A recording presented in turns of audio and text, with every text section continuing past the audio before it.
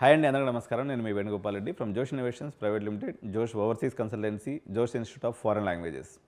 So మనమందరం మన విద్యార్థులందరూ ప్రత్యేకంగా తెలుగు రాష్ట్రాల నుంచి సంవత్సరానికి 1,50,000 మంది మనం యూఎస్కి పోతూ ఉన్నాం. యాజ్ ఆన్ టుడే మన విద్యార్థులు 3 లక్షల మంది వేలాది యూనివర్సిటీస్లో అమెరికాలో డిఫరెంట్ పార్ట్స్ ఆఫ్ ది అమెరికాలో చదువుతూ ఉన్నారు. వీళ్ళందరూ జనరల్గా ఏం ఫండ్తో వెళ్తారంటే బీటెక్ అయిపోతుంది, లేకపోతే బీసీఏ అయిపోతుంది, ఏదైనా డిగ్రీ అయిపోతుంది.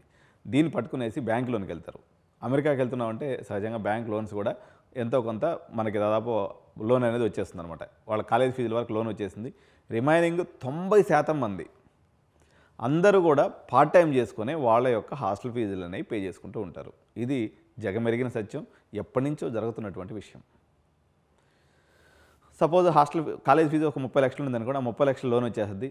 యాక్చువల్గా రూల్ ఏంటంటే F1 వీసా యొక్క ప్రధానమైనటువంటి రూల్స్ ఏంటి అంటే, మనం అక్కడికి వెళ్ళిన తర్వాత అక్కడ క్యాంపస్ ఏదైతే ఉంటుందో యూనివర్సిటీ క్యాంపస్ లోపల లైబ్రరీలో కానీ ల్యాబ్లో కానీ లేకపోతే యూనివర్సిటీ ప్రెమిసెస్లో మీరు వారానికి 20 గంటలు పనిచేసుకోవచ్చు. ఇది F1 వీసా రూల్స్లో క్లియర్గా చెప్పబడింది. దాన్ని ఏమంటారు, అధికారిక రాజ్యాంగం కింద మనోళ్ళైతే మొత్తం చుట్టుపక్కల సిటీస్ కూడా పోయి పనిచేసేస్తూ ఉంటారు. ఎందుకంటే మనం పోయేటువంటి universities majority of the universities ఏదైతే ఉన్నాయో టైర్ 2, టైర్ 3, టైర్ 4 యూనివర్సిటీస్ ఉంటాయి. అక్కడ వాళ్ళకి వర్క్స్ ఏం దొరకవు. కాబట్టి వాళ్ళకి నియర్ బై ఉన్నటువంటి చిన్న చిన్న జాబ్స్లో మన వాళ్ళు పనిచేసుకుంటూ వాళ్ళ యొక్క హాస్టల్ ఫెసిలిటీస్ని కొన్ని టైమ్స్లో బాగా ఉత్సాహంగా ఉండి పనిచేసుకునే వాళ్ళైతే చాలా వరకు ఇప్పుడు ఎంఎస్ చదువుకున్నట్లయితే 1 సంవత్సరం ఫీజు దగ్గర పెట్టుకుని కానీ వెళ్ళిపోయినట్లయితే సెకండ్ ఇయర్ ఫీజు కట్టుకొని 2 సంవత్సరాల హాస్టల్ ఫీజులు కూడా మెయింటైన్ చేసుకునే రకంగా కష్టపడే పిల్లలు 60-70% మంది పిల్లలు ఉంటారు. వీళ్ళందరి భవిష్యత్తు ఈరోజు అంధకారంలోకి వెళ్ళిపోయింది. కారణం ఏంటంటే, ట్రంప్ చెప్పేది ఏంటంటే, మేము మీకు వీసా ఎందుకోసం ఇచ్చాం, F1 వీసా ఇచ్చాం, మీ యూనివర్సిటీలో మీరు పని చేసుకోండి, లేదా అన్నీ మూసుకొని రూమ్లో కూర్చోండి. బయటకు వచ్చారో మీ మీద మీ F1 వీసా క్యాన్సిల్ చేస్తాను, మీకు ఎవరికైతే ఉద్యోగం ఇచ్చిండో వాడి మీద కేసు పెడతాను. ఓకే, ఈరోజు ఐసీఏ వెబ్సైట్లో ప్రధానంగా ఇంతవరకు చరిత్రలో ఎప్పుడు లేని విధంగా ఒక పెద్ద తాటికాయంత అక్షరాలతో ఎవరైతే F1 వీసా హోల్డర్స్ అయ్యుండి అనధికారికంగా కాలేజ్ ప్రెమిసెస్లో కాకుండా బయట పనిచేస్తుంటారో అటువంటి వాళ్ళ మీద మీరు కంప్లైంట్ ఇవ్వండి అని చెప్పేసి పోర్టల్లో తాటికాయంత అక్షరాలతో కనిపిస్తుంది. మీరు ఎవరైతే మీకు సపోజ్ ఎవడన్నా ఒక ఫ్రెండ్ గురించి పర్లేదనుకో, వాడు పనిచేసే వాడికి ఉద్యోగం ఇచ్చిన వాడి మీద, అదేవిధంగా మీ ఫ్రెండ్ మీద, వాడు ఎక్కడ చేస్తున్నాడనే విషయం మీద మీరు కంప్లైంట్ ఇవ్వచ్చు. సో మీ వివరాలు గోప్యంగా ఉంచబడతాయి. ఇది ఐసీఈ వెబ్సైట్లో ఈరోజు మధ్యాహ్నం తర్వాత ప్రత్యక్షమైనటువంటి ఒక సమాచారం అనమాట. ఇది ఆల్రెడీ ముందుగానే ఊహించుకున్నటువంటి మన పిల్లలు ఎవరు వర్క్స్కి పోవట్లేదు, అందరూ ఇళ్ళకడ కూర్చోన్నారు. ఎంప్లాయర్స్కి వర్కర్స్ దొరకడం లేదు, మన వాళ్ళకి చేతిలో డబ్బులు లేవు. ఇది ఒకవైపు నుంచి ఉంటే డీప్ సీక్ టెక్నాలజీతో ఉద్యోగాలు పోతాయనేటువంటి ఒక ఫియర్ ఉంది. వాళ్ళు కూడా అన్రెస్ట్లో ఉంది. యూఎస్ సొసైటీ మొత్తం కూడా ఈ చైనా యొక్క ప్రభావం వల్ల, ఆర్టిఫిషియల్ ఇంటెలిజెన్స్ వల్ల ఉద్యోగాలు పోతాయనేటువంటి పరిస్థితి ఒకవైపు ఉంది. మరోవైపు నుంచి ఈ స్ట్రిక్ట్ వీసా రూల్స్, అదేవిధంగా యూఎస్లో పెరిగినటువంటి ద్రవ్యోల్బణం పెరిగితే ఏమవుతుంది, ఖర్చులు పెరిగిపోతాయండి. ఇది విద్యార్థుల మీద విపరీతమైనటువంటి ఆర్థిక ఒత్తిడి, ఫినాన్షియల్ ప్రెషర్ని కలుగజేస్తుంది అనమాట. సో విద్యార్థులందరూ కూడా చాలామంది ఎవరైతే ఉన్నారో ఓపీటీ మీద ఉన్నటువంటి వాళ్ళు, ఇది మనతోటే అయ్యే పంచాయతీ కాదు అనుకున్నటువంటి వాళ్ళు ఉద్యోగాలను వదిలేసి, కొంతమంది అయితే ఏకంగా ఆ దేశాన్ని వదిలేసే వచ్చేటువంటి పరిస్థితి అయితే ఈరోజు అక్కడ కనుగొంది.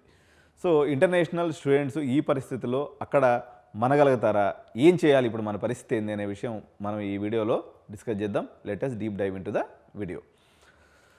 సో కొన్ని సంవత్సరాల నుంచి భారతీయ విద్యార్థులకి, అందులో ప్రత్యేకంగా తెలుగు విద్యార్థులకి మనం ప్రేమ, మన యొక్క దీక్ష మొత్తం డాలర్ డ్రీమ్స్నే పెట్టుకొని మనం చదువుకుంటూ వచ్చాం.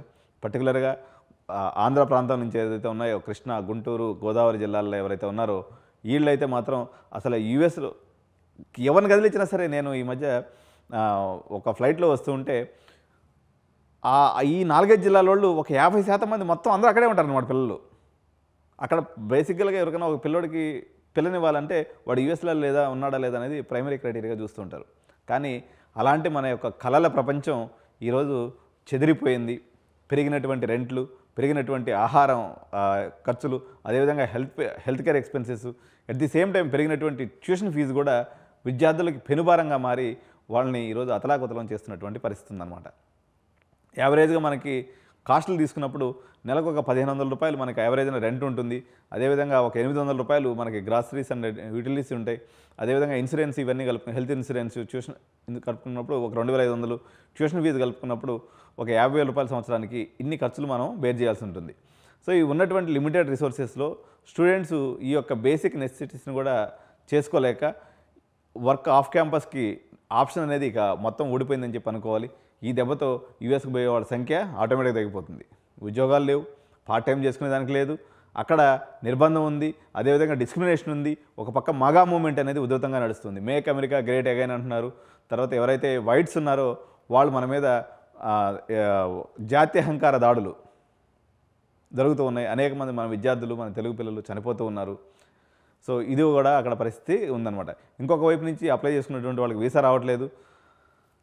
F1 వీసా అనేది ఈరోజు వర్క్ ఆఫ్ క్యాంపస్ చేసుకోకపోతే మాత్రం ఒక వేస్ట్ ప్రయాస పంచాయతీ. అనవసరంగా ఇప్పుడు మనం కేసులో ఇరుక్కుంటాం. ఈవెన్ డిపోర్టేషన్ కూడా జరుగుతుంది. అనవసరంగా మన కళ్ళ చెదిరిపోతుంది. మనకు అప్పు అయితే 40 లక్షల రూపాయలు మనకు మిగిలిపోయేటువంటి అవకాశం ఉంది.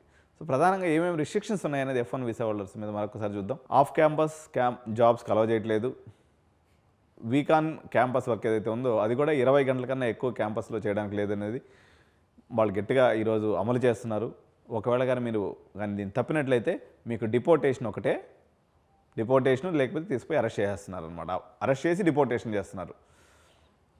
ఏదైతే నేను ఇందాక చెప్పినట్టుగా ఆన్ క్యాంపస్ జాబ్స్ ఏదైతే ఉన్నాయో చాలా లిమిటెడ్గా ఉన్నాయి. అవి కూడా చాలా కాంపిటేటివ్ ఎడ్జ్ ఉన్నటువంటి విద్యార్థులకు మాత్రమే దొరుకుతున్నాయి అన్నమాట.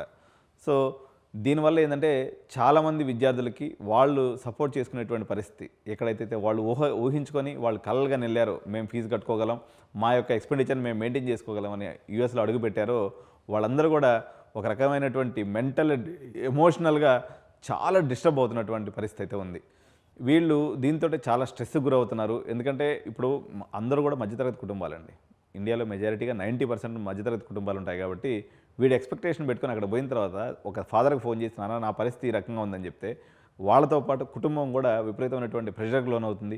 నెలకు 60-70 వేల రూపాయలు ఏదైతే ఉందో పిల్లలకు పంపించే స్తోమత చాలామందికి ఉండదు. Majority of the members loan మీద డిపెండ్ అయ్యినటువంటి వాళ్ళే. ఈ ఫియర్ తోటే వాళ్ళు మెంటల్గా అదేవిధంగా అన్ని రకాలుగా చాలా స్ట్రెస్ అయితే గురవుతున్నటువంటి పరిస్థితి అయితే అక్కడ ఉందన్నమాట. పిల్లలు కూడా ఏం ఆలోచిస్తున్నారంటే మా తల్లిదండ్రులు మమ్మల్ని బీటెక్ దాకా చదివించారు, సరే బీటెక్లో ఇక్కడ ఉద్యోగ పరిస్థితి సరిగా లేదు, తప్పో ఒప్పో జరిగిపోయింది, అట్లీస్ట్ యూఎస్కి పోయానని చెప్పేసి మా పేరెంట్స్కి చదవడు వదడుగా ఉందామని చెప్పేసి చాలామంది పిల్లలు యూఎస్ చేరుకోవడం జరిగింది. కానీ అక్కడ పరిస్థితి చూస్తే ఈ రకంగా ఉందన్నమాట. సో ఏం చేద్దాం, ఎప్పుడు ఈ పరిస్థితులు మెరుగుపడతాయి, మనము వెనక్కి వెళ్ళిపోదామా లేకపోతే ఇక్కడ ఉందామా అనేటువంటి డైలమాలు అయితే విద్యార్థులందరూ కూడా ఉన్నారన్నమాట. సరే ఇది అక్కడ ఉన్నటువంటి వాళ్ళ పరిస్థితి చూస్తే ఈ సంవత్సరం వెళ్ళదలుచుకున్నటువంటి వాళ్ళ పరిస్థితి ఏంటంటే ఇప్పుడున్నటువంటి పరిస్థితులు అయితే అమెరికాకు చూజ్ చేసుకోకపోవడమే మంచిది. కెనడాలో కూడా సేమ్ సిచ్యువేషన్ ఉందండి. మనకి ఇప్పుడు కెనడాలో అదే పరిస్థితి ఉంది, ఆస్ట్రేలియాలో పరిస్థితి ఉంది. మనకి జర్మనీ, ఫ్రాన్స్, యూరోపియన్ కంట్రీస్లో కొంతవరకు అవకాశాలు పార్ట్ టైం అయితే దొరుకుతున్నాయి, కానీ అక్కడ లాంగ్వేజ్ బ్యారియర్ ఉంది. అందుకనే నేను ప్రతి విద్యార్థికి ఏం చెప్తానంటే మీరు హడావిడిగా పోయేసి ఆ కంట్రీస్కి పోయి ఇబ్బంది పడేదానికన్నా మీరు లాంగ్వేజ్ నేర్చుకోకపోతే మీకు 99% పీపుల్ దగ్గర నుంచి కాంపిటీషన్ తగ్గిపోతుంది. జర్మన్ లాంగ్వేజ్ కానీ, జపనీస్ లాంగ్వేజ్ కానీ, ఫ్రెంచ్ లాంగ్వేజ్ కానీ, అదేవిధంగా స్వీడిష్ లాంగ్వేజ్ కానీ ఇటువంటి లాంగ్వేజెస్ ఎవరైతే నేర్చుకొని వెళ్తారో వాళ్ళకి అక్కడ పార్ట్ టైం జాబ్స్ దొరుకుతాయి. మీకు తక్కువ ఖర్చుతో కూడా ఎంఎస్ కానీ లేకపోతే ఎంబీఏ కానీ అయిపోతుంది. కాబట్టి మనం ప్రస్తుతానికి అది చేయటం తప్ప ప్రస్తుతానికి ఉన్నటువంటి యూఎస్ పరిస్థితులు అయితే నెక్స్ట్ 1 year వరకు అయితే ఇది మెరుగుపడుతుంది అనేటువంటి అవకాశం లేదు. స్టిల్ ఇంకా ఇది వరస్ట్ అయ్యేటువంటి అవకాశం ఉంది. ఎందుకంటే చైనా మరియు అమెరికా మధ్య జరుగుతున్నటువంటి ఆర్టిఫిషియల్ ఇంటెలిజెన్స్ ట్రేడ్ వార్లో మనం కూడా బలిపశువులు అయ్యేటువంటి అవకాశం ఉంది. యుఎస్ ప్రెసిడెంట్ డిపోర్టేషన్ అనేటువంటి దాన్ని లేకపోతే ఇల్లీగల్ ఇమిగ్రేషన్ విషయాన్ని ఇన్నేళ్ళు లేనిది ఇప్పుడు ఎందుకు దీన్ని ఇంత సీరియస్గా తీసుకుంటున్నారంటే అమెరికన్స్ ఎప్పుడు కూడా చాలా స్మార్ట్గా ఆలోచిస్తారండి. వాళ్ళకి ఇన్నేళ్ళు ఆ ఇల్లీగల్ ఇమ్మిగ్రెంట్స్తో కూడా అవసరం ఉండింది. వాళ్ళు తక్కువ పని చేస్తారు, భయంగా ఉంటారు, వాడిని ఏ టైం అయినా కానీ వాడిని మనం ఎక్స్ప్లాయిటేషన్ చేయొచ్చు, తక్కువ పని చేయించుకోవచ్చు అనేటువంటి మైండ్ సెట్ కూడా చాలామంది బిజినెస్ మెన్స్లో ఉండిందనమాట. ఈరోజు ఉద్యోగ అవకాశాలు తరిగిపోతున్నాయి, వాళ్ళకి ఆర్టిఫిషియల్ ఇంటెలిజెన్స్ వల్ల తరిగిపోతున్నాయి. ఇంకొక పక్క చైనా రూపంలో కాంపిటీషన్ వచ్చేసి వాళ్ళని ఉక్కిరి బిక్కిరి చేస్తూ ఉంది. వచ్చినటువంటి యుద్ధాలు కూడా ఒక రకంగా ఈ యొక్క ఇన్ఫ్లేషన్ కారణమైంది. అమెరికా యొక్క ఎకానమీ కూడా అప్పుల్లోకి వెళ్ళిపోయినటువంటి పరిస్థితి ఉంది. చాలా అప్పులు వాళ్ళకు ఉన్నాయన్నమాట. ఈ పరిస్థితిలో వాళ్ళు దీన్ని ఈ రూపంలో వీళ్ళందరూ కానీ వెలగొట్టేసేస్తే అట్లీస్ట్ మనకున్నటువంటి ఎవరైతే జనాభా ఉన్నారో వాళ్ళ వరకైనా ఉద్యోగాలు ఇచ్చుకోవచ్చు అనేటువంటి ప్రయత్నంతోనే ట్రంప్ దీన్ని ఎక్స్‌ప్లాయిట్ చేశాడు. ఆ ప్రజలందరూ కూడా దీన్ని విశ్వసించారు. ఆయన సూపర్ డూపర్ మెజారిటీతో గెలిపించాడు. ఆయన రావడంతో ఆయన ఇచ్చినటువంటి ప్రామిసెస్లో భాగంగా ఇవన్నీ చేస్తున్నాడు. ఫర్దర్గా ఇంకా చేస్తాడు కూడా. కాబట్టి మన దారి మనం చూసుకోవటం, మనకున్నటువంటి ఆల్టర్నేటివ్ని ఎక్స్పోజ్ చేసుకోవడం తప్ప మనం చేయగలిగింది ఏం లేదు. మన ప్రభుత్వాలు ఆలోచించాలి. మన యొక్క బ్రెయిన్ డ్రైన్ అయిపోయేసి మనమంతా కూడా అమెరికా కోసం ఇప్పటివరకు పనిచేసాం. వాళ్ళు అక్కడి నుంచి మనల్ని వెలగొట్టేటువంటి పరిస్థితి ఇప్పుడు వచ్చేసింది. మన శత్రువు అయినటువంటి చైనా కొత్త టెక్నాలజీస్తో కొత్త ఛాలెంజెస్తో మన మీద విసురుతూ ఉంది. మనము అటు పొయ్యిలో కాకుండా పెను మీద కాకుండా నానా బాధలు పడుతున్నటువంటి పరిస్థితి. సో దీనికి పరిష్కారం అయితే మనము డిఫరెంట్ లాంగ్వేజ్ నేర్చుకుని యూరోపియన్ కంట్రీస్ని చూజ్ చేసుకోవడం అనేది నాకు తెలిసినటువంటి ఒక ఆప్షన్. రెండోది వచ్చేసి మన యొక్క ఎడ్యుకేషన్ సిస్టంలో సమూలమైనటువంటి మార్పులు చేసి మనం ఇటుపక్క చైనాతో కానీ అటుపక్క అమెరికాతో కానీ సంబంధం లేకుండా స్వయం సమృద్ధి సాధించే దిశగా మన రాజకీయ నాయకులు కానీ అదేవిధంగా మన సిలబస్ కానీ మన విద్యా వ్యవస్థ కానీ మారాల్సినటువంటి అవసరం ఉంది. సో ఇది నా అభిప్రాయం. మీ అభిప్రాయాలు ఏదైనా ఉన్నట్లయితే మీరు కామెంట్స్ రూపంలో తెలియజేయండి. వీడియోని తప్పకుండా లైక్ చేయండి, షేర్ చేయండి.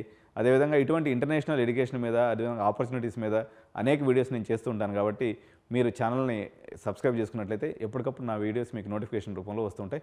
బెల్ బటన్ మాత్రం తప్పకుండా మీరు ప్రెస్ చేసినట్లయితే నోటిఫికేషన్ అనేది ఎప్పటికప్పుడు కొత్త వీడియోస్ అన్నీ కూడా వస్తూ ఉంటాయి. జై హింద్, జై భారత్.